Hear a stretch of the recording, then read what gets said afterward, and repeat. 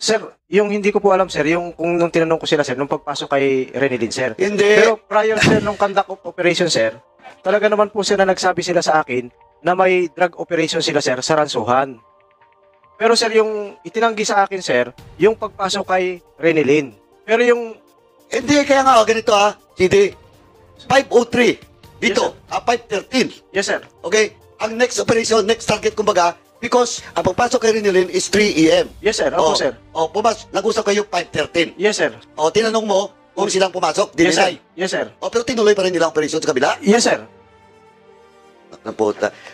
Sorry, Chairman. Isang tanong, Yes, sir. yung operation na ginawa kay Salcedo, gaano kalayo sa bahay ni Rian Sales? More or less, sir, mga 200 to 300 meters, sir. Gaano kalayo? Yes, sir. Talaga may intensyon kayong puntahan sila. Gaano kalayo? 200 meters? Hindi Yes. yung pagkakataon na nagkamali kayo. Talagang pinuntahan nyo yung bahay nila para i-operate si Jonathan. Aside sa hindi siya kasama doon sa PIDEA. At wala siya doon. Yun nga rin po, sir, hindi ko nga rin po alam kung bakit ganun, sir, yung Alam nangyari mo, sa operation nila, sir. Colonel Reyes, huwag ka na lang magsalita. Madidikdik ka talaga. Nagsisinungaling ka. Kitang-kita at halatang halata.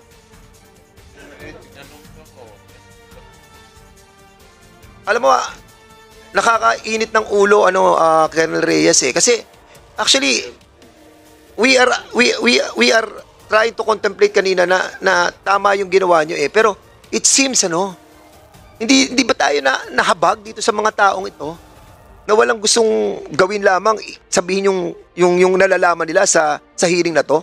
Tapos ngayon pipigilan ninyo para magsalita dito? Yung mga naglalakas na loob na yan? Wala nga mga pamasahe ang mga yan para pumunta dito At any rate, Man, yes, Chairman, Congressman Paduano. Chairman, actually established na yon na, kumbaga, established na yon na ang purpose ng operation is not for drugs. To intimidate the witness. Malinaw na yon. Kasi, kung titingnan man yung conduct, inamin naman ni Epe na nakabonet, nakaganon. Pwede bang nasa DEU ka? Drug Enforcement Unit ka, tapos nakabunit ka? Diba kung ang purpose mo is by bust? Diba, linaw? Walang kagawa, walang local official, barangay official. Yun, Epe, pasensya ka na po. Kasi, ang sagot mo kasi paiba-iba. Second is, kanina may sinasabi, last na to, Epe, kanina may sinasabi kang dalawang operations. Dalawang target. Ano yung dalawang target? Naputol ka kasi tinanong ka ni Chairman kanina. Ang tanong ko, ano yung dalawang target na sinasabi mo? Sabi po, Hindi, RD, si Epe mo lang tinatanong ko, ano yung dalawang target? sabi po, sir, nung team leader ng DET, sir, yun nga po, sir, nasa coordination nila, sir, ay si Christian Salcedo. Yun yung unang target, sir. At sinabi rin po, sir, sa akin na si Jonathan, sir, yung isa. Kaya nga po, sir, nung nalaman ko, sir, na gano'n na nakita ko na po, sir, na may mali, ay nag-act na agad po ako, sir. Nakita ko po, sir, na may mali nga, sir, doon sa kanilang operation kay Jonathan, sir. Nalaya, Epe, Eto ngayon, nire-reconstruct mo yung you're lying, Epe. Kasi nandito yung papel. Nandito yung papel sa akin. You never ask Captain Herrera about the two target operations. Ang tinanong mo lang is yung operation kung kayo bang pumasok doon sa bahay ni Renilyn. Yes po, sir. Hindi ko noon po tinanong si Captain Herrera doon sa... Ba't mo sinasabi ngayon? Na gano'n, na nag-report sa'yo ng dalawang target. Sir, ito na po ay based sa aming in-depth investigation, sir, nung nangyari na nga po yan, sir. Nagkaroon na po, sir, kami ng in-depth investigation, sir. Hindi, sinasabi ko, Epe, ito yung mo Ito yung statement mo. Tinatanong ko kanina, nung pagtawag, then you mentioned about the two targets. Kaya nga kinuha ko sa iyo Kasi,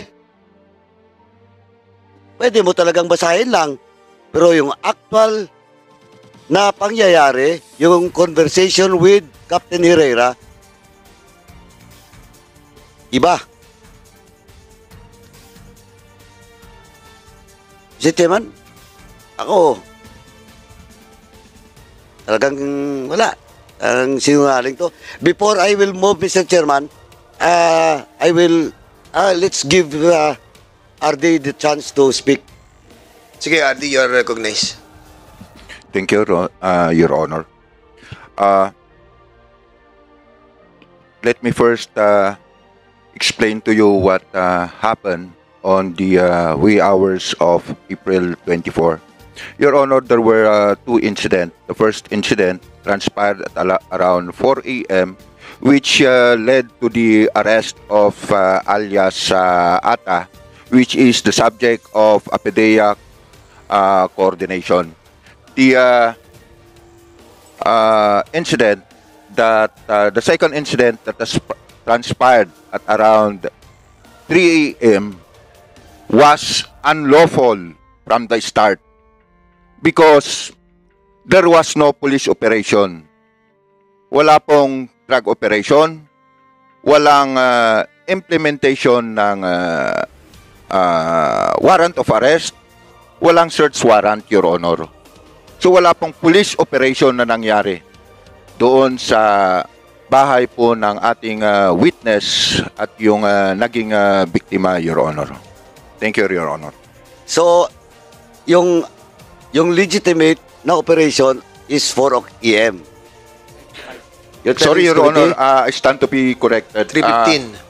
Mga 5, Your Honor, yung legitimate operation na merong coordination with PDEA, Your Honor. 5. Opo, Your Honor. Are there sure of that? Baka mamaya ikaw sasabit dito. 5:50, Your Honor. 5:50? Yes, Your Honor. Ito Ito, RD, better check your record. Kasi, though this is not a sworn statement, Mr. Chairman, but this is a statement under oath by Captain Herrera. Alam mo, RD, yung salaysay ni Herrera is only started 5:03.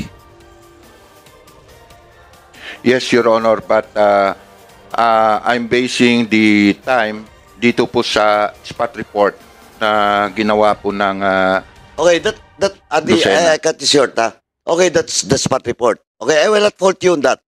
Pero RD, ito makikita mo talaga na itong si Herrera, itong si ECD, is lying. Nire-reconstruct niya yung events. Sabi mo, 5:55, RD. 5:50, Your Honor. The conversation between Police Captain Herrera and CD is 5:13. Tapos sabihin mo, CD, hindi mo alam? 5:55, nangyari ang target, yung legitimate, allegedly legitimate. Pero 5:13, nag-usap na kayo ni Herrera. Ang tinanong mo sa kanya kung sila yung pumasok kay Renalyn. And he denied. Then may operation 5:55. Ba't hindi mo alam? Sir, yung hindi ko po alam, sir, yung kung nung tinanong ko sila, sir, nung pagpasok kay Renilyn, sir. Hindi. Pero prior, sir, nung conduct of operation, sir, talaga naman po, sir, na nagsabi sila sa akin na may drug operation sila, sir, sa Ransuhan. Pero, sir, yung itinanggi sa akin, sir, yung pagpasok kay Renilyn. Pero yung... Hindi, kaya nga, ganito CD. 5:03. Dito, Yes, 5:13. Yes, sir. Okay? Ang next operation, next target, kumbaga, because ang pagpasok kay Renilyn is 3 a.m. Yes, sir. Opo, sir. Nag-usap kayo 5:13. Yes, sir. Tinanong mo kung silang pumasok, Yes, sir. dininay. Yes, sir. Pero tinuloy pa rin nila ang operation sa kabila. Yes, sir. Ng puta. Sorry, Chairman. Nag-usap kayo 5:30, tinanong mo sila kung sila pumasok. Dininay. Yes, sir. Tapos tinuloy nila sa kabila. Tapos Yes, sir. tinuloy nila. Yun po, sir, yung nangyari dyan. Kaya po, sir, kaya nga sinabi ko nga po, sir, sa So, inyo. tinatanong mo isang bagay na hindi pa nangyayari. Yes, sir. Kasi, No. Yung binabanggit ko, tinusundan ko lang yung sinasabi ni Congressman Paduano eh. 5:30 nagkausap kayo, tinatanong mo kung sila gumawa eh. So, dininay nila. Tapos pagdating ng 5:50, saka 5:50, di ba? Saka sila nag-operate. yes sir. Kasi dininay nila sa akin sir, yung kay Rinalyn sir. Yun sir yung nangyari sir. Tapos, Sir, alam mo, yes, sir. Epe. Tingnan mo, ha? Sir, Epe, tingnan mo. sir. Epe, sige. Kung alam ko lang po sir na sila talaga yung pumasok kay Ma'am Renilyn sir, hindi ko po sir ipatutuloy yung drug operation kay Salcedo sir. Kasi sir, alam ko po sir, madidismiss na yan sir eh. Kasi may mga prior na nangyayari sir na kapag nagkaroon sir ng isang drug operation, tapos kalapit din lang yung lugar at isa pa ring drug operation, nadidismiss na po sir yung pangalawa. Hindi na sir talaga po paniniwalaan yan. Members of this committee, Pero- of this committee, the integrity of our committee is being attacked right now, no? And I believe that it is incumbent upon us to protect the interests of our witnesses. And our witnesses have experience, no? Yung bagay na talagang kahit sino sa atin ay ayaw na maranasan. So much more that she is still here in spite of the fact that it happens to her family. Mabigat yung nararamdaman ng ating pong witness ngayon. And I think it is only right that we do justice, no, to this person, to this resource speaker, no. And by lying so many times a while ago, while we are discussing a lot of incidents, no, we can see that this person, no, yung former chief of police ng Quezon, huling-huli naman natin na nagsisinungaling. And it is upon the motion of this body na mabigyan po natin ng hustisya at mabigyan natin ng proteksyon ang ating pong hearing na to. Any motion? Mr. Congressman Nakop. In order for me to vote properly, may I be allowed to ask some questions from the chief? Yes, Chairman Nakop, go ahead. Thank you. Epe, 3:15 yung pagpasok dun sa bahay ni Jonathan, di ba? Yes po sir, yun po yung sinabi ni Ma'am Renilyn sir. Tapos yung 5:50 dun sa isa. Yes po sir. Okay. Tapos sinabi mo kanina, tama ba yung sabi ko na kasama si Jonathan at saka yung Salcedo sa target ninyo? Yun po yung sinabi sir sa akin ni Captain Herrera sir. Kailan niya sinabi yun? Sir, dito pong sir na nagkaroon na sir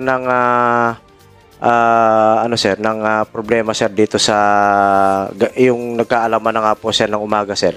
Kasi sir ang alam ko po sir ay si Salcedo sir yung yung target sir based sa PIDEA coordination sir at saka sa IR.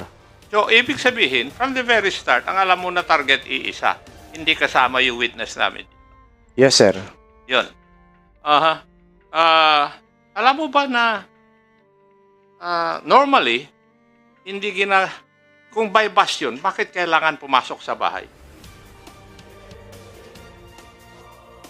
Yun din po sir yung nakita kong mali nga sir na ginawa nila. Kaya nga po sir nung nagkaroon ako ng in-depth investigation, pinakasuhan ko po sir, pinakulong at saka kinasuhan po ni Ma'am Renalyn sir. Kasi pag pumasok ka sa bahay, kung na-filean nyo ng kaso ng violation of domicile, pag you do it during night time, tataas yung penalty. You read the law, tataas yung penalty because yung ginawa ninyong katarantaduhan na pumasok sa bahay ng may bahay sa oras ng gabi ay aggravating circumstance yan sa crime of violation of law. So, hindi alam ng mga tao mo ito o hindi mo rin alam, kaya dapat sinabihan mo yung mga tao mo, magko-contact kayo ng PYBAS, hindi dapat pumasok sa bahay. Kasi, pag pumasok ka sa isang bahay, dapat may search warrant ka na eh. Di ba? Yes sir. Oo. Pero, yung bang kay Salcedo, saan nangyari yung PYBAS? Sir, hindi ko na po napagtuunan ng pansin yun, sir. Hindi ko na po alam dahil nakapokus na po ako that time kay Mama Renalyn, sir, nung Yes, nagkaroon po ng pero- investigation, sir. Kinuha rin po ba, nakuha ba si Mr. Salcedo? Ang alam ko po, sir, Positive ba yung operation na yon? yes, sir, sa pagkakaalam ko po, sir. So, paano siya hinuli? Sa loob ng bahay? Saan kinondak yung bypass din doon? Sir, yun nga po yung ano ko, sir, hindi ko na po napagtuunan, sir, dahil kahit tanongin niyo po si Ma'am Renilyn, hindi na po ako bumitaw sa kanya, sir, dahil gusto ko po talaga, sir, mapapile yung kaso, sir, at mas secure ang kanyang kaligtasan, sir. Thank you, Mr. Chair.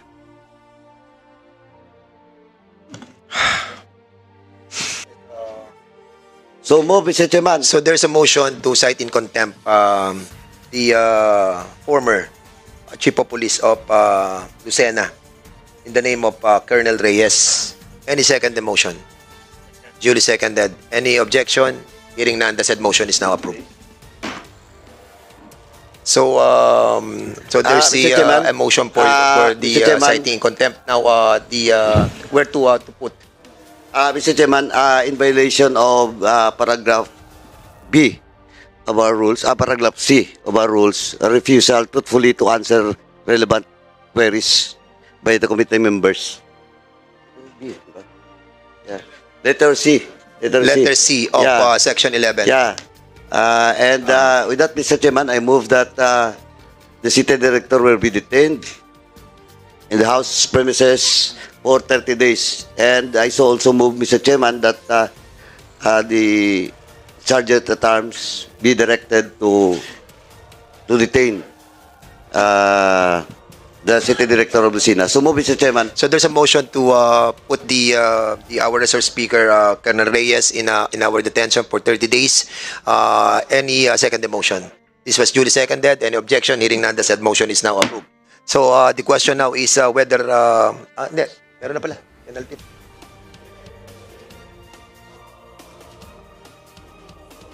Also the former Chief of Police of Lucena will be put in our custody in the premises of the House of Representatives. So ordered.